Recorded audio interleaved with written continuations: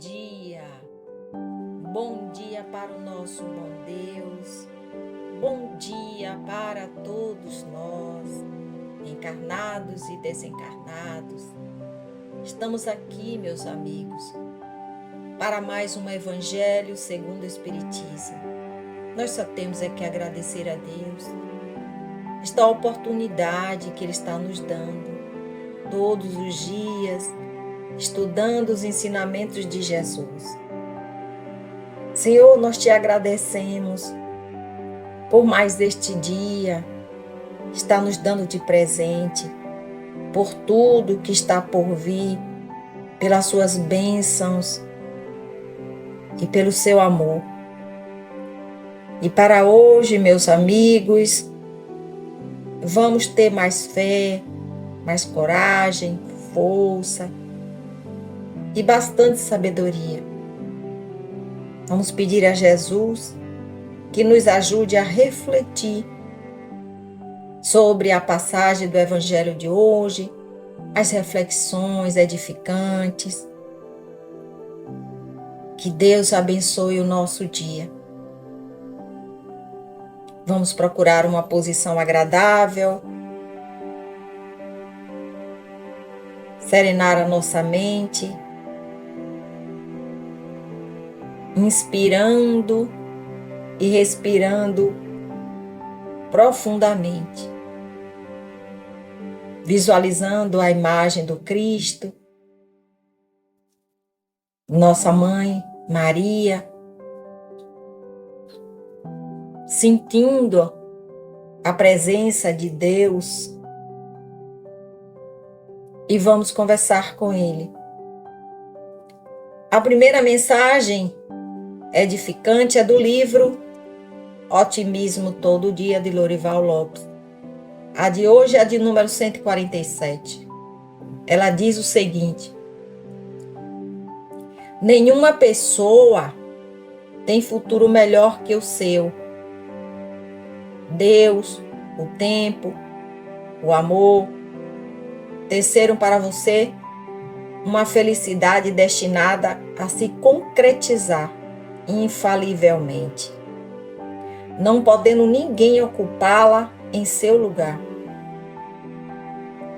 Ainda que as atuais aparências e condições sejam desanimadoras, pense renovado em direção à esperança. Aqueça o coração de amor, cale as críticas e lamentações, reconheça-se forte e descubra a felicidade, assim como se descobre um tesouro. Não empurre a felicidade para longe, atraia e se concretizará, hora a hora, dia a dia. A divina lei da natureza humana é subir sempre. Isso, meus amigos. Que linda mensagem. É isso aí. A divina lei da natureza humana é subir sempre. Ou seja, o nosso objetivo aqui, neste mundo de provas e expiações, é nos melhorarmos. Estamos aqui para evoluir. Moralmente, espiritualmente, intelectualmente. Estamos caminhando. Bom, o capítulo de hoje do Evangelho segundo o Espiritismo é o 10º. Bem-aventurados que são misericordiosos. Será que somos misericordiosos? Já estamos assim? Itens 7 e 8. O sacrifício mais agradável a Deus. Jesus disse, está lá em Mateus capítulo 5, versículo 23 e 27. Quando estiverem fazendo a oferenda diante do altar e lembrarem-se de que seu irmão tem alguma coisa contra vocês, deixem a oferenda ao pé do altar e vão primeiro se reconciliar com seu irmão. Só depois voltem para fazer a oferenda. O item 8, o pensamento de Kardec, ele diz o seguinte: quando Jesus disse: reconciliem-se primeiro com seu irmão antes de apresentarem a oferenda ao altar, ensinou que o sacrifício mais agradável ao Senhor é o sacrifício do próprio ressentimento. Pois antes de solicitar o perdão de Deus, é preciso já ter perdoado. Se cometemos alguma injustiça contra um de nossos irmãos, é preciso que essa injustiça já tenha sido reparada. Somente assim, a oferenda será agradável a Deus, pois virá de um coração puro e livre de qualquer mau pensamento. Naquela época, era costume entre os judeus oferecer bens materiais a Deus. Eles faziam isso como forma de demonstrar seu amor e respeito. Pelo ensinamento que primeiro era preciso se reconciliar com o irmão antes de apresentar a oferenda, Jesus estava adequando suas palavras aos costumes que vigoravam na época. O verdadeiro cristão não precisa fazer doações materiais a Deus, pois ele espiritualizou o sacrifício e sabe que o ensinamento do perdão é muito mais importante que a oferenda. Ele ofereceu sua alma e essa deve... Ele oferece sua alma e essa deve estar purificada. Ao entrarem no templo do Senhor, devem deixar do lado de fora todo mau pensamento contra seu irmão e todo sentimento de ódio e animosidade. Só então, os espíritos superiores levarão suas preces ao Altíssimo. Eis o que Jesus ensina com estas palavras: deixem sua oferenda ao pé do altar e vão primeiro se reconciliar com seus irmãos, se quiserem agradar ao Senhor. Que assim seja. Mensagem muito forte e muita reflexão. Então, meus amigos, é verdade. Todos nós, em nossas orações, nós pedimos algo a Deus. Fazemos aí o Pai Nosso, seja a oração que for, nós sempre pedimos algo a Deus. Pode ser sabedoria, proteção, força, principalmente perdão. Mas esquecemos, como disse Kardec, que antes de pedir, nós precisamos aprender a doar, a renunciar e principalmente perdoar. Não só pedir perdão, mas também aprender a perdoar. Porque o perdão, a reconciliação com o próximo, o arrependimento, a superação das nossas más inclinações, esses são os sacrifícios que mais agradam a Deus. É por isso que Jesus instruiu que antes de apresentar uma oferta, a pessoa precisa se transformar, se melhorar como ser humano. E como é que a gente faz isso? Combatendo o egoísmo, o orgulho, a vaidade, todos os nossos vícios.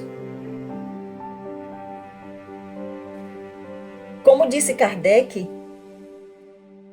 olha o que ele diz aqui: ao entrarem no templo do Senhor, devem deixar do lado de fora todo mau pensamento contra seu irmão e todo sentimento de ódio e animosidade. Na verdade, quem disse foi Jesus, né?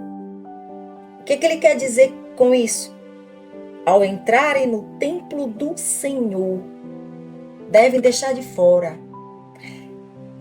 Ele não está falando aqui de um espaço físico, de uma igreja, né? De um centro espírita, seja lá o templo religioso que for. Ele não está falando de um templo físico, mas ele está falando do nosso retorno ao mundo espiritual. Quando retornarmos para casa, onde é a nossa verdadeira morada,